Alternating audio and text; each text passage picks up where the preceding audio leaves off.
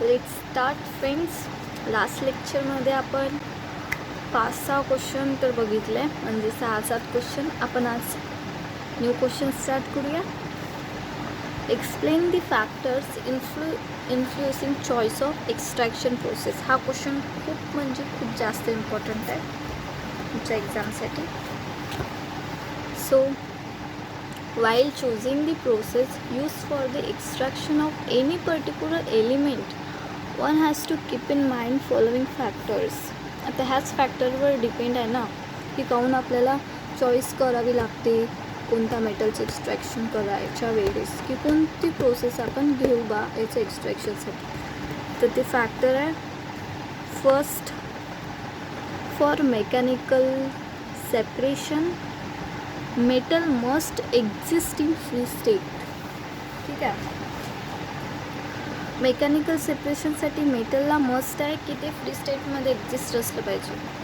Second, for decomposition process, दिसत आहे ना, एक सेकंड मला बरोबर करू द्या. आता दिसत असेल. So for decomposition process compound should stable to heat. Stable असलं पाहिजे ज्याच्याकडून आपण त्याला हीट करता आलं पाहिजे. ठीक आहे, म्हणून आपण तेव्हा डिकम्पोजिशन प्रोसेस चॉईस करतो. देन डिस्प्लेसमेंट प्रोसेससाठी ना element must exist in ionic compound. ठीक आहे, for displacement process element must exist in ionic compound and also stable in water. वॉटरमध्ये स्टेबल असला पाहिजे, आयोनिक कंपाऊंडमध्ये एक्झिस्ट असला पाहिजे, तेव्हा त्याची डिस्प्लेसमेंट प्रोसेसनी एक्स्ट्रॅक्ट केला जाईल तो. Then one has to select cheap element to recover most expensive element. आणि असा कोणता तरी चीप एलिमेंट सिलेक्ट करायला लागणार जे की रिकवर मोस्ट एक्सपेन्सिव्ह एलिमेंट आपण एक्स्ट्रॅक्ट करू शकतो. त्याच्यामुळे इथे दिलेला एक्झाम्पल जो ब्रोमीन आहे तो खूप एक्सपेन्सिव्ह आहे आणि आपण क्लोरीन यूज केलेला आहे जो चीप आहे. इथे डिस्प्लेसमेंट प्रोसेससाठी याच्यानं डिस्प्लेसमेंट करून आपण Br2 मिळालं आणि 2Cl हा रिकवर झाला. ओके, डिस्प्लेसमेंट प्रोसेस तर तुम्हाला खूप बेटर समजली आहे. फोर्थ फॅक्टर बघू आपण, फॉर रिडक्शन प्रोसेस. पहिले आपण रिवाईज करू की 3 मेथड कोणत्या झाल्या आपल्या. First, for mechanical separation free स्टेटमध्ये असलं पाहिजे एलिमेंट. देन सेकंडवाली डिकम्पोजिशन प्रोसेस, कंपाऊंड हा स्टेबल असला पाहिजे हीट करण्यासाठी. थर्ड, फॉर डिस्प्लेसमेंट प्रोसेस तो आयोनिक कंपाऊंडमध्ये एक्झिस्ट असला पाहिजे आणि वॉटरमध्ये पण स्टेबल असला पाहिजे. आणि त्याच्यात आपण एक चीप एलिमेंट यूज करतो जे की एक्सपेन्सिव्ह एलिमेंट एक्स्ट्रॅक्ट करण्यासाठी. आणि 4 आहे reduction process. For the reduction process using carbon and other reducing agent. आणि आणखीन दुसरे एलिमेंट आपण म्हणजे जे रिड्यूस करू शकते, रिड्युसिंग एजंट आहे ते यूज करून. For an oxide ore and roasting process use for sulphide ore, की आपण रिडक्शन प्रोसेसमध्ये कार्बन यूज करतो using carbon and other reducing agent. 4 आहे. फिफ्थ आहे for electrolysis process. Element should stable in water. याच्यामध्ये पण तेच जे की डिस्प्लेसमेंट मेथडमध्ये बघितलं आपण. इलेक्ट्रोलिसिस प्रोसेसमध्ये पण जो एलिमेंट आहे तो स्टेबल असला पाहिजे वॉटरमध्ये. आता आपण इलिग्राम डायग्राम बघू. एवढं समजलं. याचे 5 फॅक्टर आपण रिवाईज करून घेऊ की एक्स्ट्रॅक्शन प्रोसेसमध्ये चॉईस काऊन आहे, इन्फ्लुएन्सिंग फॅक्टर कोणते आहे. First, mechanical separation. तुम्ही ना याला आठवण ठेवू शकता असं सिम्पल बघा, एम डी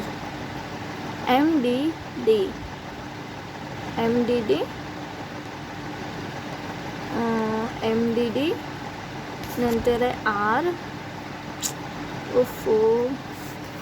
एक सेकंड, हेच घेऊ आपण MDDR. देन कोणता आहे नेक्स्ट प्रोसेस आहे इलेक्ट्रोलिसिस प्रोसेससाठी ई, तर ई.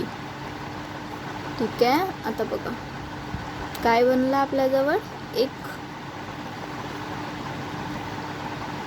चार्ट बनला MDDRR. तर याला आपण असं म्हणू शकतो ना, MD डॉक्टर ई.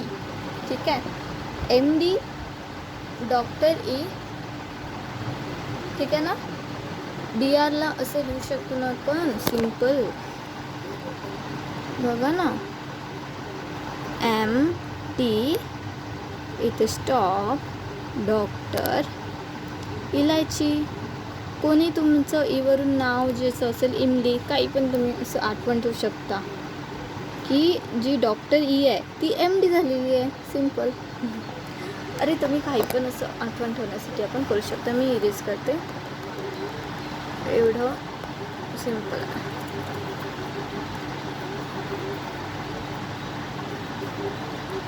ठीक आहे. तो एक रिवाइज करता का आपण, पुढे जाऊन रिवाइज करू याला. बघा, इम्पॉर्टंट क्वेश्चन ऑफ इलिग्राम डायग्राम. आता ज्या प्रोसेस आहे ते रिवाइज करता का. जी आपली डॉक्टर ई आहे ती MD झालेली आहे. तर MD झालेली आहे, तर Mवरून मेकॅनिकल सेपरेशन, Dवरून डिकम्पोजिशन प्रोसेस, नंतर आहे डॉक्टरचं DR, ते Dवरून काय होती, डिस्प्लेसमेंट प्रोसेस, Rवरून होती रिडक्शन प्रोसेस, देन डॉक्टर ईवरून इलेक्ट्रोलिटिक प्रोसेस. झालं learn. Then important question two Ellingham diagram. Use the Ellingham diagram to explain why all the lines slope upward from left to right. It's most important. Okay, it's understand. जास्त important आहे म्हणून इथे लक्ष द्या. आता दी free energy changes. जे इलिग्राम diagram असतात ना, कोणत्या पण रिॲक्शनसाठी त्याचा स्लोप आहे ना अपवर्ड असतो, लेफ्ट टू राईट. बघा असं आहे ना. तर आता कोणती पण रिॲक्शन आहे, तर ही झाली लेफ्ट साईड, ही झाली राईट साईड, तो अपवर्ड असा वर असतो. कोणती पण रिॲक्शन तो अपवर्डच जातो, खाली नाही येत. असं म्हणजे असं असं असं जातो. ठीक आहे. तर बघा, the free energy change triangle G, याला काय म्हटलेलं आहे, काय आहे, वेअर फ्री एनर्जी चेंज. याला जो म्हटलं, हा जो G आहे तो फ्री एनर्जी चेंज आहे. जो E आहे, triangle H, एन्थॅल्पी change of reaction.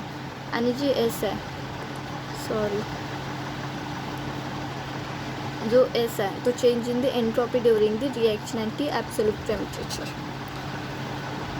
जो रिॲक्शन आपण इलिग्राम डायग्राममध्ये शो करतो तो नेहमी अपवर्ड जातो, त्याचा स्लोप. ती का असं होते. आता आपण ह्या मेन टर्म्स बघितल्या की G काय आहे, H काय आहे, T काय आहे आणि S काय आहे. Entropy change S, absolute temperature, हे आहे एन्थॅल्पी चेंज इन रिॲक्शन, आणि G आहे आपला फ्री एनर्जी चेंज. ओके, एक मिनिट. फ्री एनर्जी चेंज आहे ना, ते निगेटिव्ह असते for the spontaneous reaction.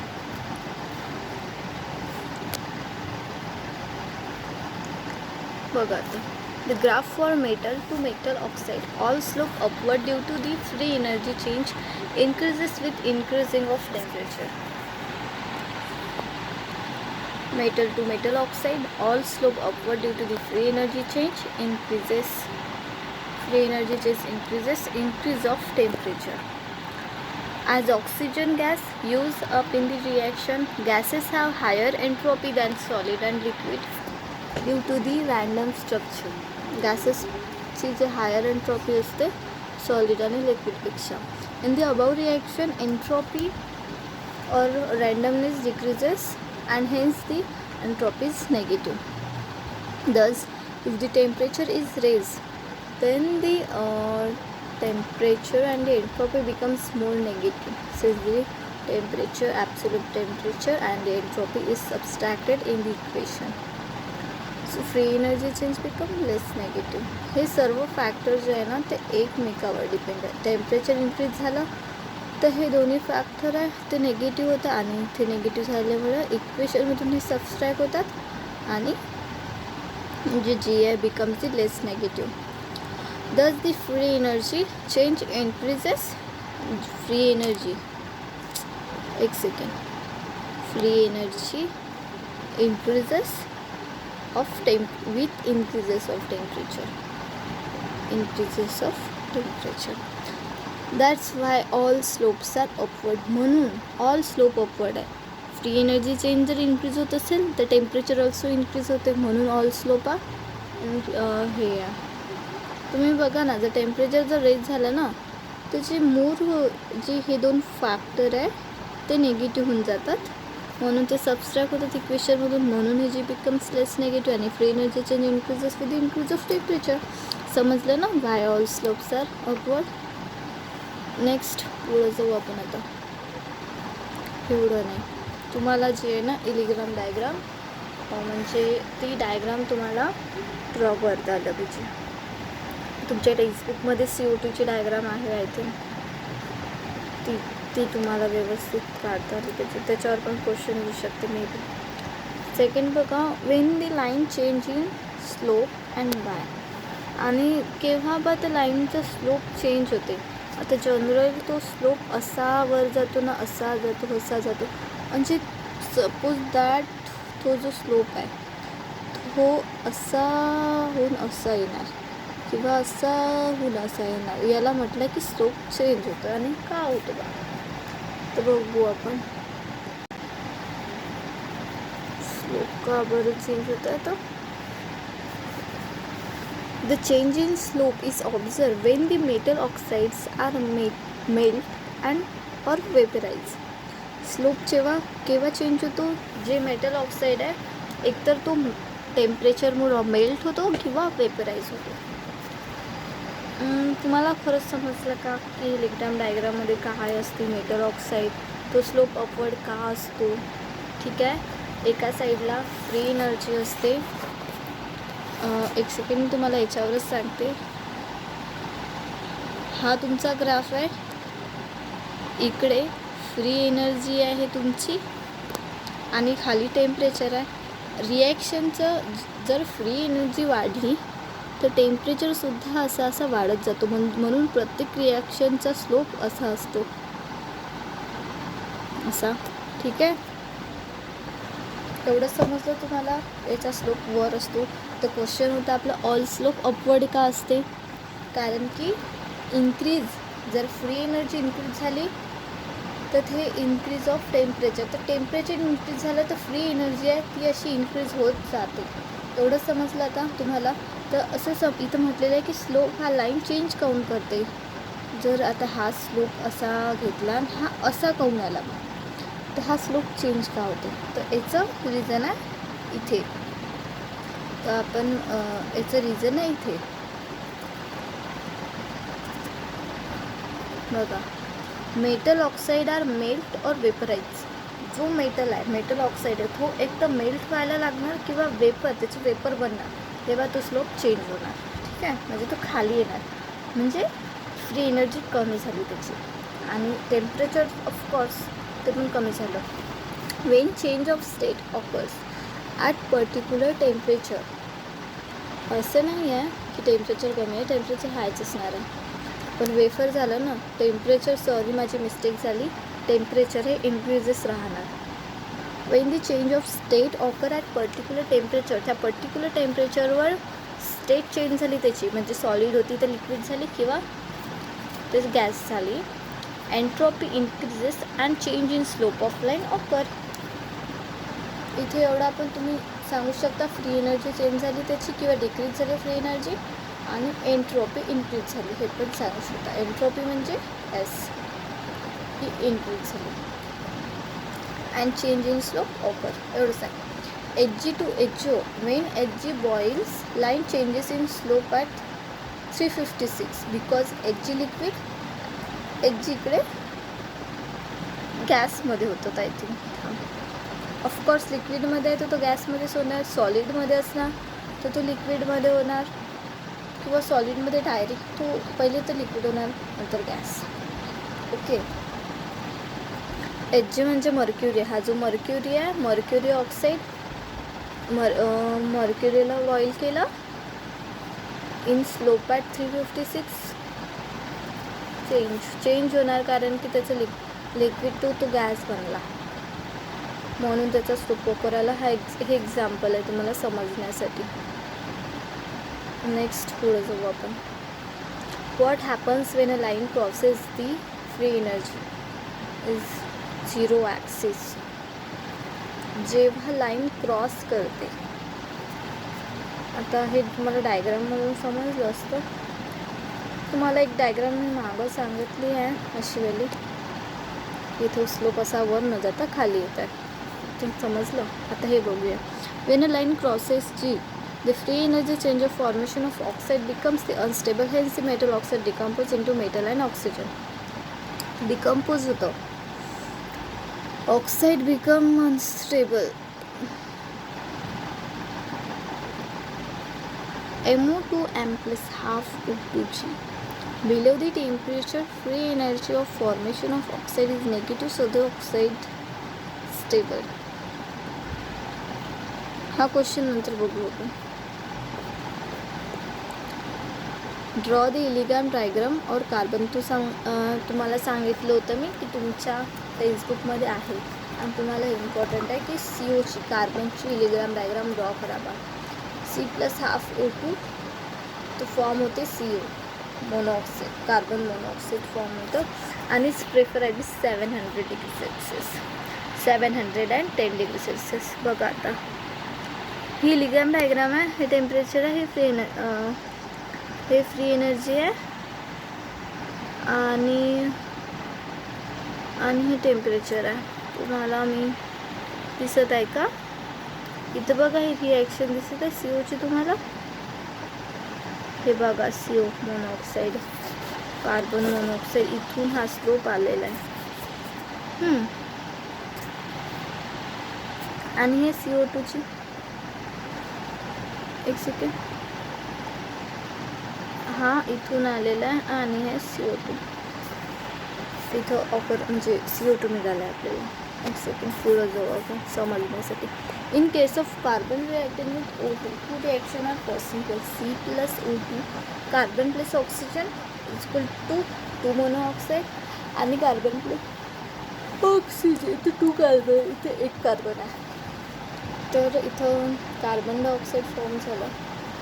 In the first reaction 1 mole of oxygen used, it produces 2 moles CO. Thus entropy changes.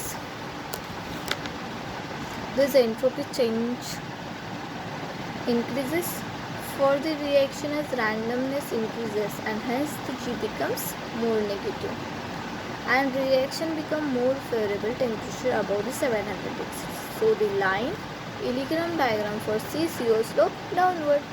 म्हणून downward आला तो स्लोप. एवढे समजले की तुम्हाला जी ती फ्री एनर्जी आहे ती निगेटिव्ह झाली. आणि ती निगेटिव्ह कोण झाली? कारण की ती जी तुमची एन्ट्रोपी आहे ती इन्क्रीज झाली. एन्ट्रोपी इन्क्रीज झाल्यामुळं चेंज आला ना तिथे. एन्ट्रोपी इन्क्रीज झाली तर त्याच्यासोबत मायनसमध्ये असते इक्वेशन.